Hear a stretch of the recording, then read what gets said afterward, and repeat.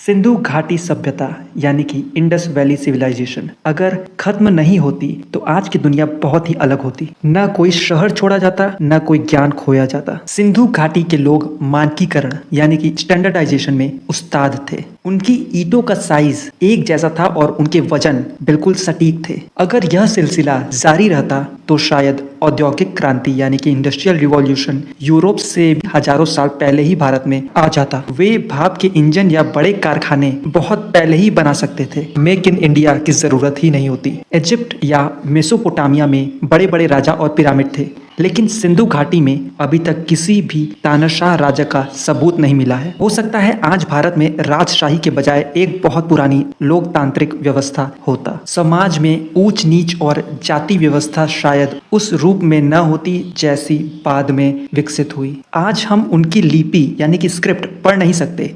अगर वे बने रहते तो आज हम स्कूल में हड़प्पन भाषा पढ़ रहे होते। उनकी कहानियां, विज्ञान, फिलॉसफी दुनिया के लिए वैसे ही मशहूर होते जैसे आज यूनानी यानी कि ग्रीक या लैटिन भाषा है। इतिहासकारों का मानना है कि नदियों के सूखने और सूखे यानी कि ड्रॉट कंडीशन की वजह से यह सभ्यता खत्म हुई। अगर वे नहीं हारते तो इसका मतलब होता कि उन्होंने वाटर मैनेजमेंट की ऐसी तकनीक विकसित कर ली होती जो आज के ग्लोबल वार्मिंग से लड़ने में हमारे काम आती। उनके शहर क्लाइमेट प्रूफ होते। फ्लडिंग, वाटर लॉगिंग जैसे प्रॉब्लम शायद एग्जिस्ट ही नहीं करते।